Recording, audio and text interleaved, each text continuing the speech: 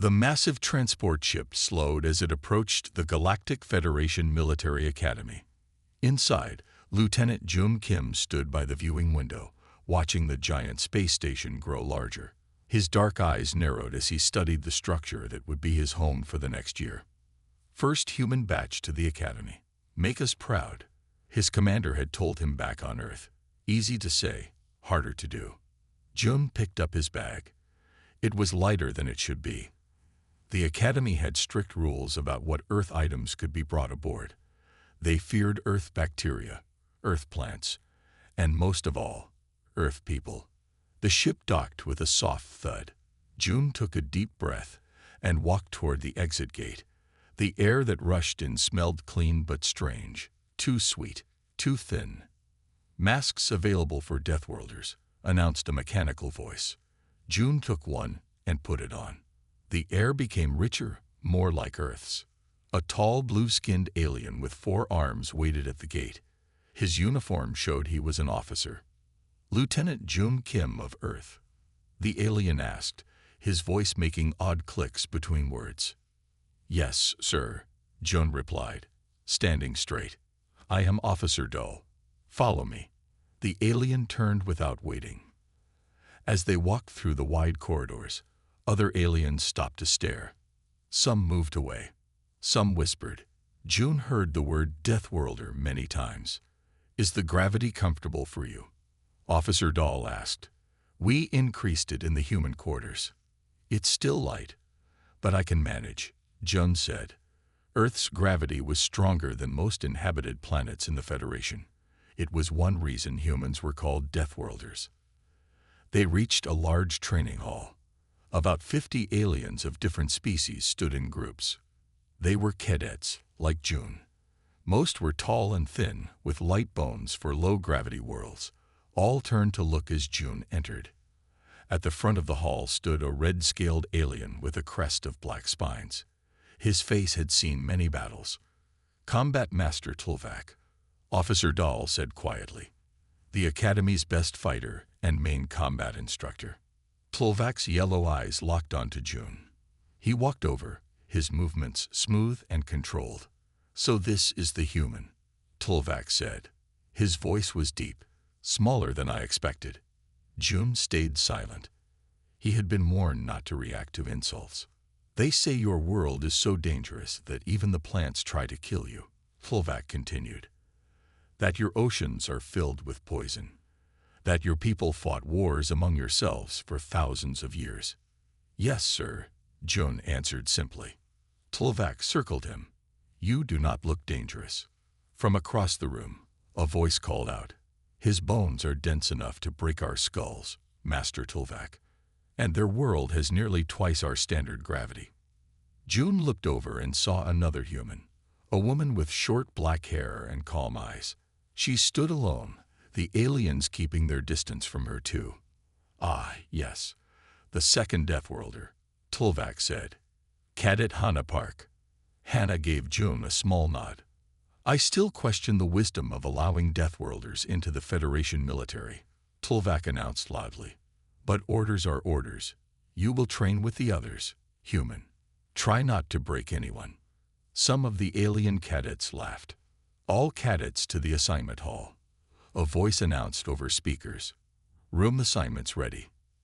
As the aliens filed out, Hannah walked over to Jun. Don't mind them, she said. They're scared because they don't understand us. How long have you been here? Jun asked. 2 weeks. It gets better. A little. She offered her hand. Welcome to space school, Lieutenant. Jun shook her hand, feeling the familiar strength of Earth gravity in her grip. Thanks. As they walked to the assignment hall, Tulvak watched them with narrowed eyes. The Deathworlders stay together, he said to Officer Dull. Watch them closely. I want to know what they can really do. The first day at the Galactic Federation Military Academy had begun. For Jun Kim, it would be the start of a journey that would change the Federation forever. The Academy dining hall was huge, with tables for hundreds of different species. Jun sat alone, looking at the strange food on his tray. It was mostly soft things in odd colors. Nothing crunchy. Nothing that needed strong teeth to eat. The green paste is actually good, Hannah said, sitting down across from him. Tastes a bit like sweet potatoes. June tried it. She was right. Thanks for the tip. Been here 2 weeks and I've lost 5 pounds, Hannah said. They don't understand human diets yet. A tall, thin alien with pale blue skin approached their table. He had large eyes that blinked sideways. May I join you, Deathworlders? He asked. Hannah nodded. Sure. I'm Hannah. This is June. I am Lorne. The alien set down his tray. His food looked different from theirs. I have never met humans before. Is it true you can break bones just by squeezing? June sighed. Only if we try very hard. Fascinating, Lorne said. Most species here evolved on low-gravity worlds. Our bones are light. Our muscles are efficient, but not strong like yours. So we've noticed, Hannah said. The shower controls broke when I turned them this morning. Lorne's eyes widened. You must be careful. Things here are not made for Earth strength. After eating, they headed to the classroom for their first lesson. The room was filled with aliens sitting on curved benches. June and Hannah took seats in the back. The instructor, a 6-limbed alien named Professor Tull, began speaking about galactic history. June listened closely, fascinated by tales of species that had been part of the Federation for thousands of years. And now we come to the newest member world. Professor Tull said, Earth, a Class 9 death world with high gravity, extreme weather, and aggressive life forms. Many cadets turned to stare at June and Hannah. Earth humans evolved as pack hunters with unusual endurance, the professor continued. Most species hunt by ambush or with venom. Humans chased prey until it collapsed from exhaustion. A red-scaled cadet turned around. Is that true? You just run after animals until they die. Some tribes did, June said. It's called persistence hunting. Barbaric, the cadet muttered. After class, they moved to the combat training hall. Master Tlvac stood at the center, watching as cadets filed in. Today we begin basic defensive postures, Tlvac announced. These movements form the foundation of Federation combat doctrine. He demonstrated a series of fluid motions, using all 4 of his limbs. The movements were graceful but seemed odd to June. These don't make sense for human bodies, Hannah whispered. We'll need to adapt them, June agreed. The cadets paired up to practice. No one chose June or Hannah as partners, so they worked together. Your arms are too short for this movement, Tlvac said, watching June struggle with a blocking technique. Your species has many disadvantages. June didn't respond. Instead, he modified the move slightly, using the strength in his shoulders to compensate for his shorter reach. Tlvac's eyes narrowed. That is not the technique I taught. It accomplishes the same goal, June said. My body moves differently. The Federation way has been perfected over centuries, Tlvac said coldly. You will learn it correctly or not at all. Later, in the cultural studies class, the instructor asked about diplomatic customs on different worlds. On Praxia, one must never speak directly to someone of higher rank, a cadet said. On Zool, eye contact is considered a challenge, said another. What about Earth? The instructor asked, looking at Hannah. Earth has many cultures, she explained, but respect is universal. In my country, we bow to show respect. In June's too. Interesting, the instructor said. I did not expect such civility from Deathworlders. June noticed some cadets exchanging surprised looks. They had expected humans to be only brutes. After classes, June and Hannah walked back to their quarters. They think we're just strong animals, Hannah said. Wait until they see what else we can do. June nodded. Earth's gravity made our bodies strong, but Earth's challenges made our minds stronger. Unknown to them, Master Tlvac stood in the shadows, listening. His expression was thoughtful as he watched the humans walk away. 3 weeks passed at the academy. Each day, June woke before the artificial dawn, did earth exercises in his room, and prepared for classes. His body was slowly adjusting to the lighter gravity and strange food. Today was different. Combat Master Tulvak had announced their first live sparring session. Nervous? Hannah asked as they walked to the training hall. Jun shook his head. Just careful. We need to hold back our strength. I know, she said. One wrong move, and we could hurt someone badly.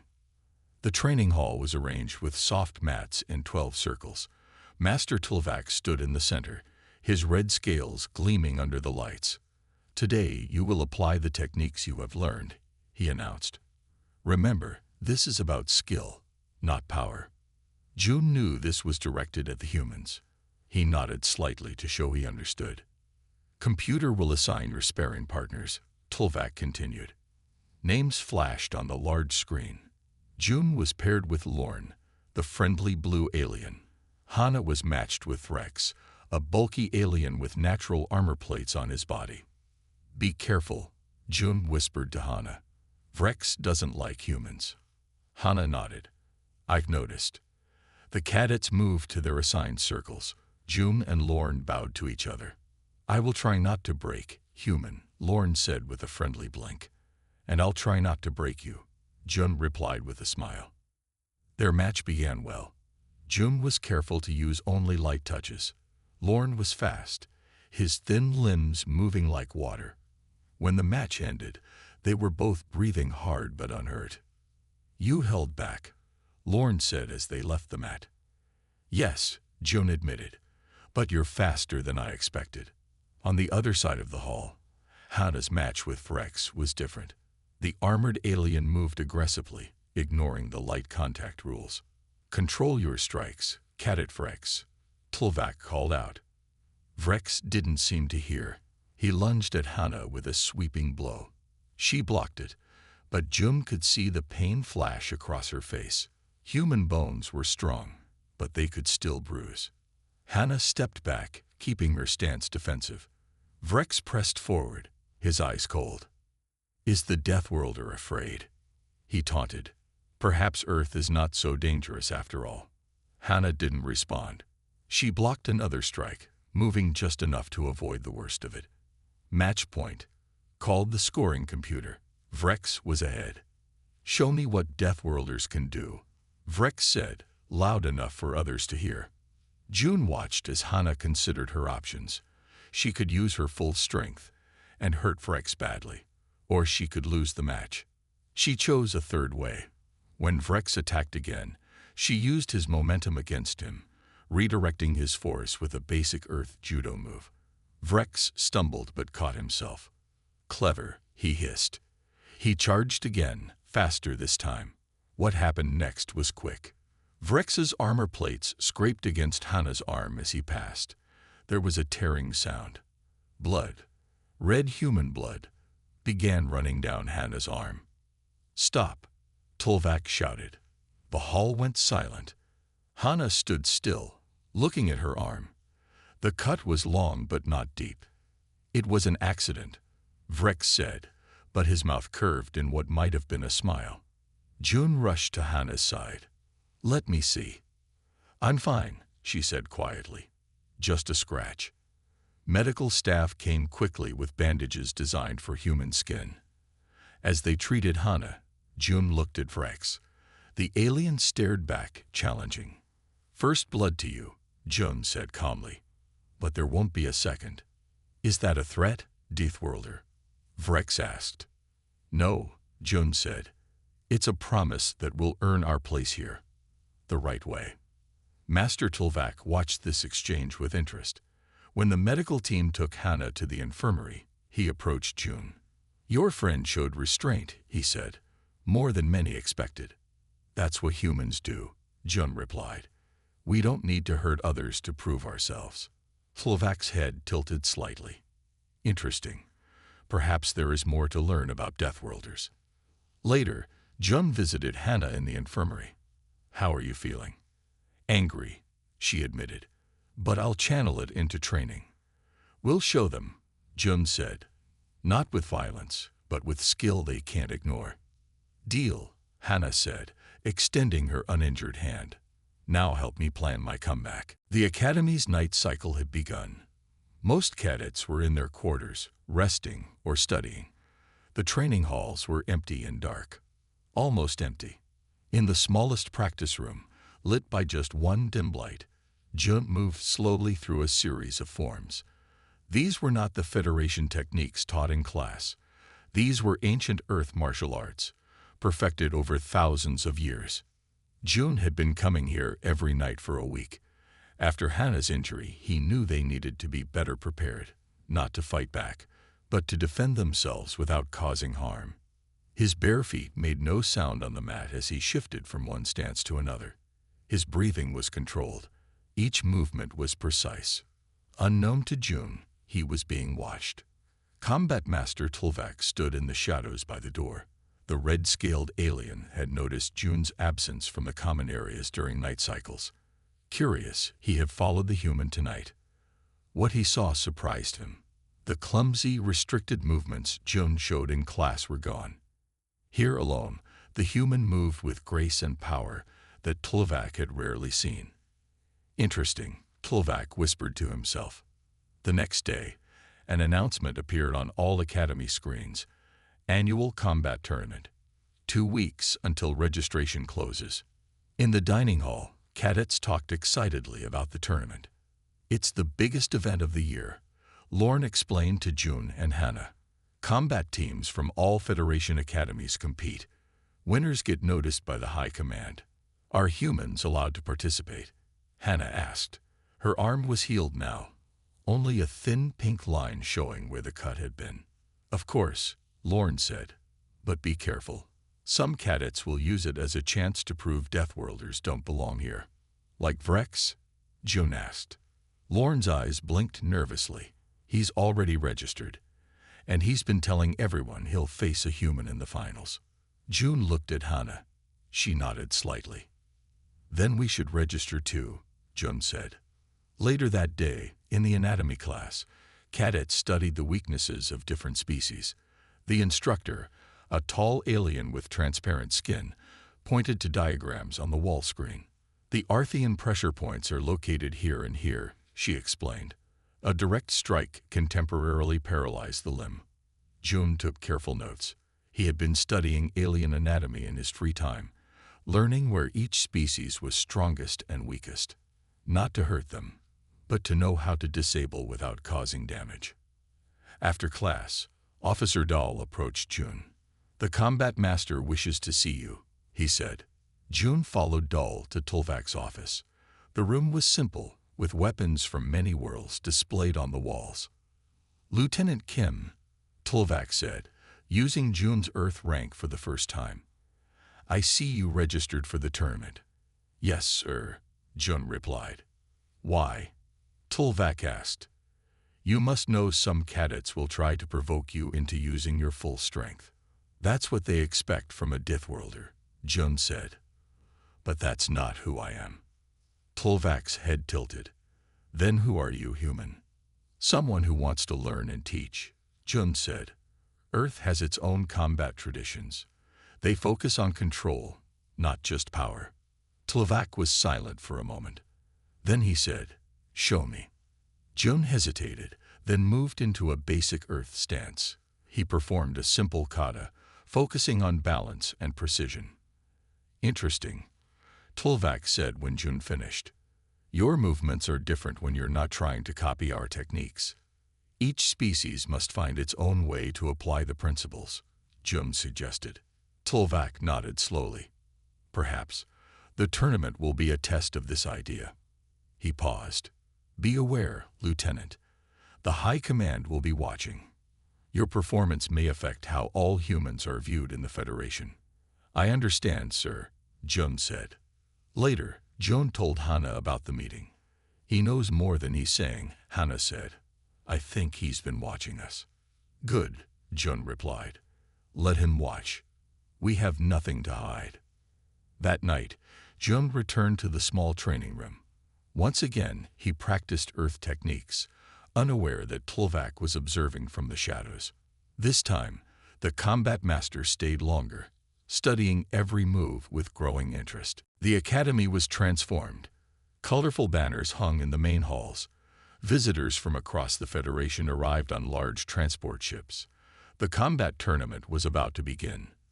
June stood in the preparation area with other cadets. His black uniform had Earth's symbol on the shoulder, a blue circle with green land shapes. Hannah stood nearby, checking her equipment. "The High Command has arrived," Lorne said, rushing over to them. "3 admirals and the Supreme Commander." June nodded. "Important audience." "They're curious about the Deathworlders," the voice said. Vrex approached, his armor plates polished to a shine. "Don't disappoint them with your weakness." Hannah stepped forward. "Good luck in your matches, Vrex." Her voice was calm and polite. Vrex seemed surprised by her response. He walked away without another word. A large screen showed the tournament bracket. 64 cadets were competing. June was in the top half, Hannah in the bottom. If they both won all their matches, they would meet in the finals. "First round, prepare," announced the computer voice. June's first opponent was a tall, thin alien from a low-gravity moon. The alien moved very fast, but had little experience fighting someone with Earth strength. June won quickly, being careful not to cause injury. Throughout the day, June watched other matches when he could. Vrex fought with controlled aggression, defeating his opponents with harsh but legal moves. Hannah's style was different, efficient and precise, using her opponent's energy against them. By evening, the field had narrowed to 16 cadets. June, Hannah, Vrex, and Lorne had all advanced. "Tomorrow, the quarterfinals begin," Master Tulvac announced. "High Command will attend all remaining matches." Back in their quarters, June and Hannah reviewed their day. "You're holding back too much," Hannah said. The judges noticed. "I know," June admitted. "But tomorrow will be different. I'll use more Earth techniques, but still with control." The next morning, the main arena was filled with spectators. In a special section sat 5 aliens in elaborate uniforms, the Federation High Command. Their eyes followed the humans with open curiosity. Quarterfinals, first match. Cadet June Kim versus Cadet Mix. June stepped onto the mat. His opponent was a squid-like alien with 6 strong tentacles. Mix was a skilled fighter who had won his earlier matches easily. The match began. Mix moved all his tentacles at once in different patterns, a technique that confused most opponents. But June had studied this species. Their central body had poor balance if lifted. June waited for the right moment, then moved in with perfect timing. Using an Earth judo technique, he grabbed one tentacle and used it as leverage to lift Mix slightly. The alien immediately lost coordination. In the stands, the alien instructors leaned forward in surprise. "What technique is that?" one asked. "It's not in our curriculum. It's from Earth," Master Tulvac said. "The human is adapting our methods to work with his physiology." June carefully placed Mix down and stepped back. The squid alien tried another attack, wrapping a tentacle around June's leg. This was a winning move against most species. But June had expected it. He dropped his weight suddenly, a simple move that would be difficult for lighter aliens, and broke the hold. Then he applied pressure to a specific point where tentacle met body. Mix immediately tapped the mat 3 times, the signal for surrender. Winner, Cadet June Kim. The arena was quiet for a moment, then filled with excited whispers. June had won without a single aggressive strike. "Did you see that?" An instructor asked Tulvac. The human knew exactly where the pressure point was, but we haven't taught that yet. "He's been studying on his own," Tulvac replied, his voice thoughtful. Later that day, Hannah also won her match. Vrex defeated his opponent with brutal efficiency. Lorne lost his match to a larger cadet. The semi-final bracket appeared on the screen. June would face Vrex tomorrow. "Be careful," Hannah said when she saw the pairing. "He wants to hurt you." "I know," June said, "but now I'm ready for him."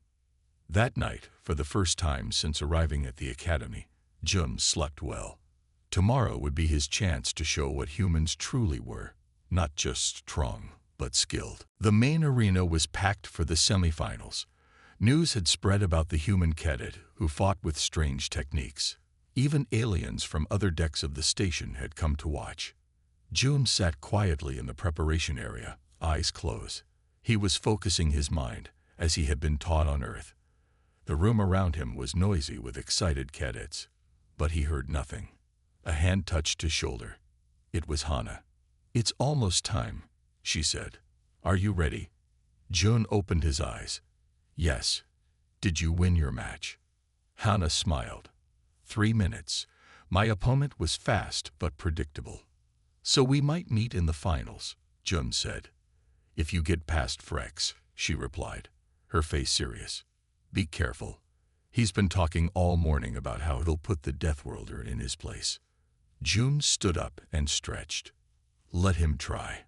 When Jun walked into the arena, the crowd went quiet. Across the mat stood Frex, his armor plates gleaming under the bright lights. The armored alien was taller and heavier than Jun. In the special section, the Federation High Command watched with interest. One admiral leaned over to Master Tulvak. "Is the human likely to lose control if provoked?" the admiral asked. "I don't believe so," Tulvak replied. "He has shown unusual restraint so far." Vrex and Jun moved to the center of the mat and bowed as required. As they straightened, Vrex spoke quietly. "Your world is soft if it produces warriors like you," he said.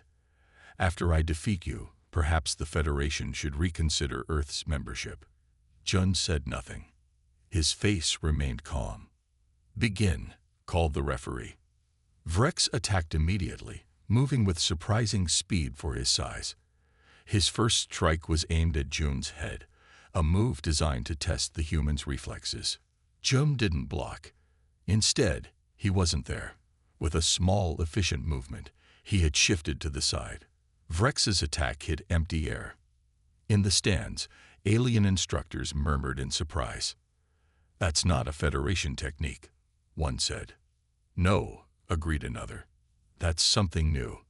Vrex attacked again, this time with a combination of strikes. Each one missed as Jun moved just enough to avoid contact. He wasn't backing away, just not being where the attacks landed. "Fight back, coward," Vrex growled, frustration clear in his voice. Jun still said nothing. His breathing was controlled, his movements minimal. The alien instructors were now all leaning forward, watching closely. "What is he doing?" one asked. "He's barely moving, but Vrex can't touch him." "The human is reading Vrex's body language," Tulvak said slowly. "He knows where the attack will go before it starts." Vrex launched another attack, putting all his strength into a sweeping blow that would have knocked most opponents off their feet. Jun finally moved to block, but not as they'd been taught. His hand struck a specific point on Vrex's arm, right at the gap between two armor plates. Vrex's arm went limp instantly. The arena went silent in shock.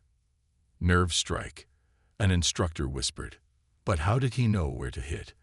The weak point in that species is not in our teaching materials. Vrex stared at his useless arm, then roared in anger. He charged forward, using his body weight as a weapon. This time, Jun didn't dodge. Instead, he used Vrex's momentum, guiding the larger alien's movement with small touches, redirecting rather than stopping the force. Vrex stumbled past and fell to the mat. Before Vrex could rise, Jun was there. With precise movements, he applied pressure to 3 specific points on Vrex's back, spots where the nerve clusters were exposed between armor plates. Vrex froze, unable to move. "Surrender," Jun said quietly. "Never," Vrex hissed. Jun increased the pressure slightly. Not enough to hurt, just enough to show he could. "Surrender," he repeated. Vrex tapped the mat 3 times. "Winner, Cadet Jun Kim," the announcer called. As Jun released the pressure points, feeling returned to Vrex's body.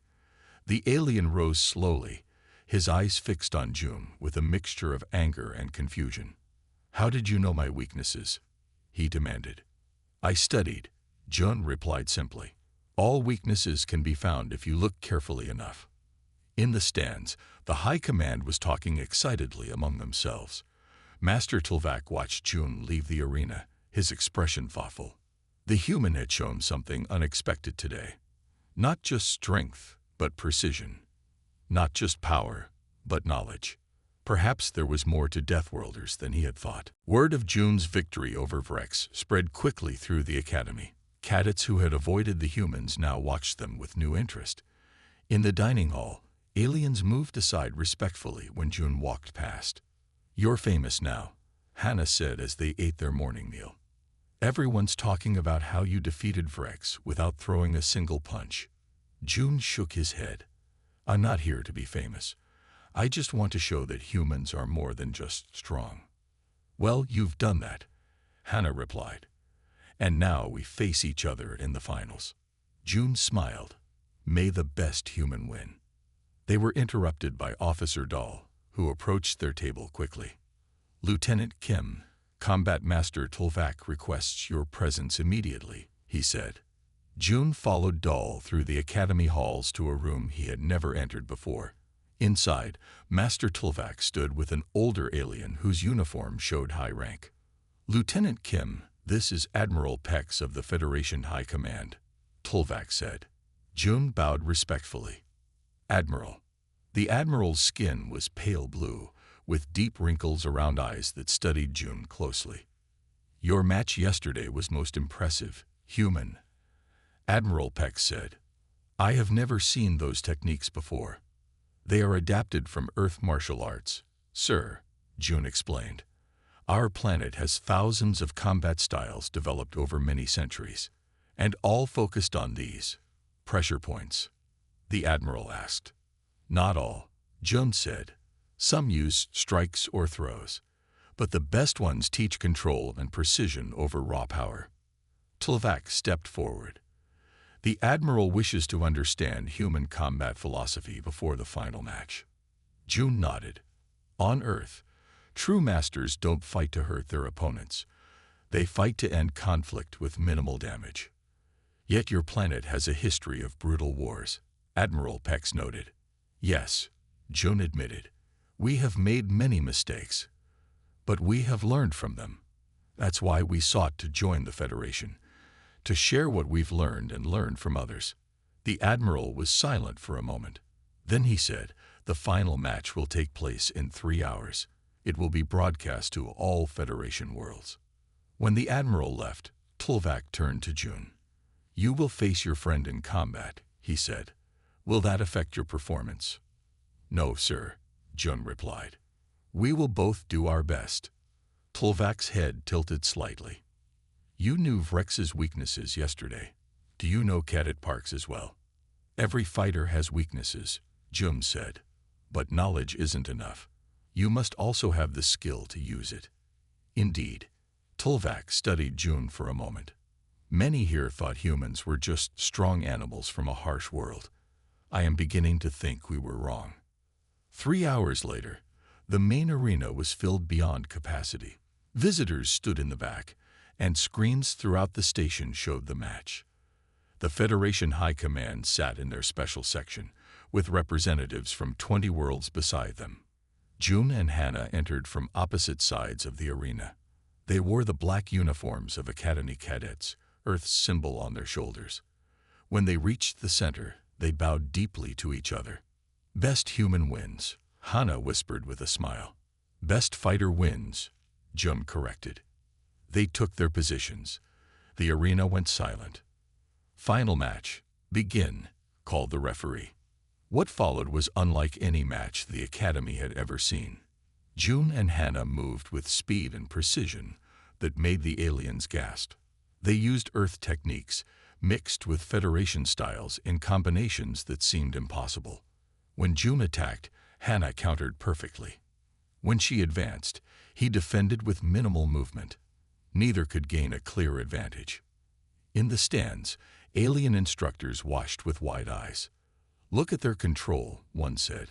Such power, but so carefully used. They know each other's styles, another noted. Every attack is anticipated. Master Tulvak nodded slowly.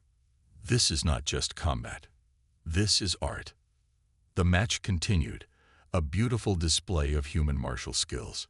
June and Hannah showed techniques from karate, judo, taekwondo, and kung fu, adapted for the lighter gravity of the station.